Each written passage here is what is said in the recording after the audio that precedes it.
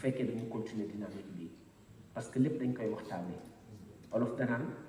xuloo amul réeroo amul ñàkk waxtaan am donc lépp duñ koy waxtaanee rek day éviter ay conflits potentiels su boobaa ku ci nekk li nekk sa xol nga génne ko kii déglu aussi nangu parce que déglu teranga la may sa morom mu jàll teranga la nit buy wax même buy mer déglu su ko defee bu mer bi génnee après dina wàcc ngeen mën a àndal mais boo ko empêché mu wax rek day am recours à des moyens alternatifs pour régler problème te loolu dañ koy éviter tout le temps te ñun loolu lañ gëm loolu lañ xam moo tax Sénégal yaakaaruma ni problème bi na fi ma sàmm parce que loolu la ñu mag ñi jàngal loolu la ñu mag yare loolu également lañ am comme héritage lépp rek dañ koy pencoo lépp dañ koy waxtaanee bu njëkk dañ doon wax l'arbre à palabre maanaam problème bu amee dañuy dem ci pénc waxtaanee ko su ko defee jàmm am te réew mi incha allah dina am jàmm ba faw man loolu laa gëm. Mesdames, Messieurs, nous sommes arrivés au terme de nos échanges et je me félicite de la forte présence des partis politiques venus répondre à cette invitation. Le Sénégal est un pays de dialogue et de concertation et votre forte présence aujourd'hui en est une très belle illustration. Comme je l'ai dit ce matin dans mon propos introductif, l'objectif était de prendre contact avec vous, acteurs de la vie politique, vous, leaders, et de partager un certain nombre d'informations afin de mettre tout le monde au même niveau. Je salue à ce titre la brillante intervention du directeur de la DAF, Ibrahima Dieng, et la non moins brillante intervention du directeur général des élections, Birame Sène, qui est un expert en matière électorale. Je salue également l'intervention du président de la Sénat, qui a rappelé un peu son rôle de contrôle de l'action exercée par la direction générale des élections. Je salue la présence de mes collaborateurs qui font un excellent travail et qui m'aident beaucoup à faire avancer les choses, parce que sans eux, je ne pouvais pas faire correctement mon travail. Je salue la présence également des hautes autorités, ainsi que les anciens ministres. Je ne manquerai pas de citer mon collègue ministre de l'Intérieur et de la Sécurité publique, Ali Ndiaye, dont la présence m'a fait beaucoup de plaisir et de bonheur. C'est avec joie qu'on l'accueille aujourd'hui en notre sein, parce que c'est cela aussi le Sénégal, la République est une continuité.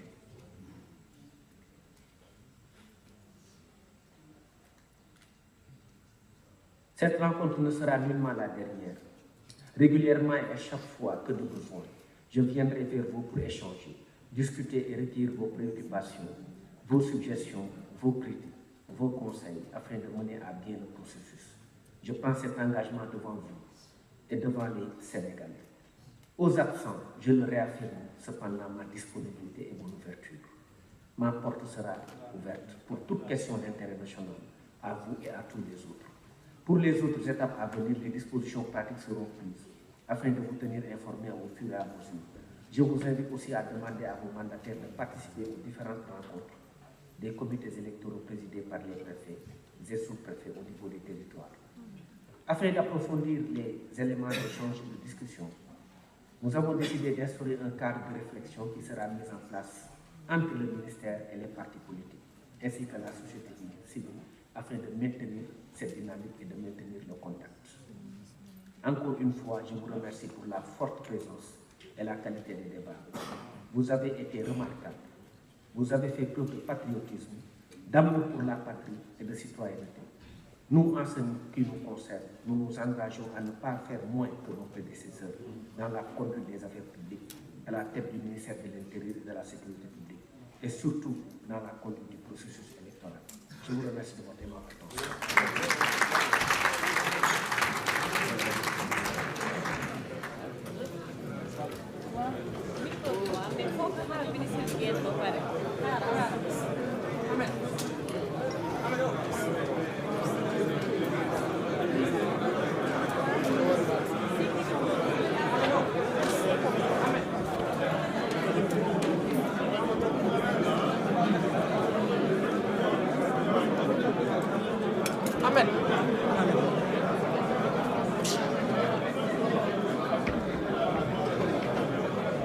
Ahmed.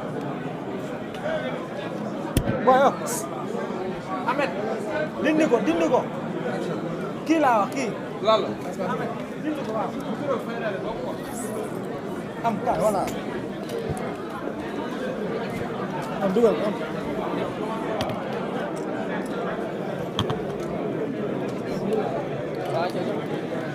Sama demal.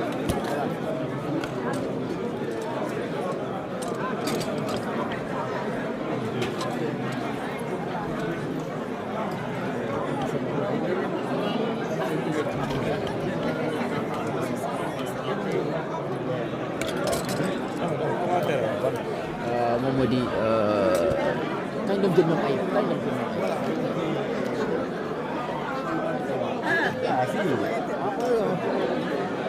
voilà mu ngi noonu mbokk yi ñu jéem a am xëy na quelques réactions par rapport ak li nga xamante ne moom moo di dialogue bi ñu daal di ci taataan la nga xamante ne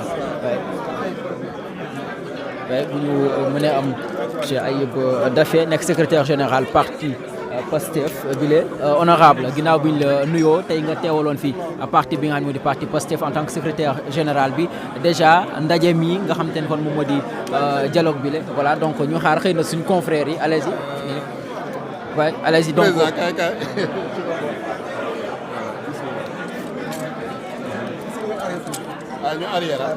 allez-y donc bu ñëpp installé ba pare rek ñu daal di jël la nga xam te moo di réaction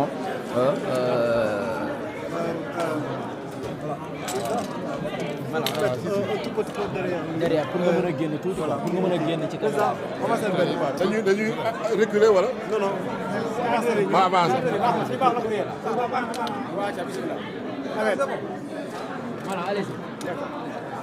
Voilà, monsieur, en wolof d'abord ndax ñu fàttali li nga li leen fi indi ak naka nga jàngatee li nga xam ne waxtaan bi ñu seet tey. voilà merci beaucoup jërëjëf ñoo ngi fi ñëw ci turu Pastef ak coalition APT nga xam ne moo représenté ay partis politiques yu nga xam ne ñooy liggéey ensemble nekk ci majorité donc ñëw fi tey wuyu à l'invitation du ministre de l'Intérieur pour une rencontre d'échange avec les partis politiques, entre le ministre de l'Intérieur et les partis politiques. Donc rencontre bi prise de contact la woon ak partage d'informations sur le processus électoral ñu koy rafetlu parce que format bu mu indi maanaam bàyyi presse bi ñëw participer ñëpp gis nañ rencontre yi nu mu demee ku nekk jox nañ la képp ku bëggoon jël parole jël nga parole ñu jox la nga wax sa xalaat donc en toute liberté ministre bi tamit partagé na ay informations yu jëm ci datu élection bi yu jëm ci également fichier électoral bi yu jëm ci révision des listes yu jëm également ci maanaam accès au fichier électoral yooyu yëpp ñu waxtaanee ci nit ñi tam ku nekk joxe sa xalaat donc les différents partis politiques donc il y a eu peut-être plus de 60 intervenants ku nekk joxe sa xalaat donc ça s'est fait vraiment dans le calme dans la tranquillité et vraiment gis nañ tam nu mu jeexee donc vraiment ñoo ngi koy rafetlu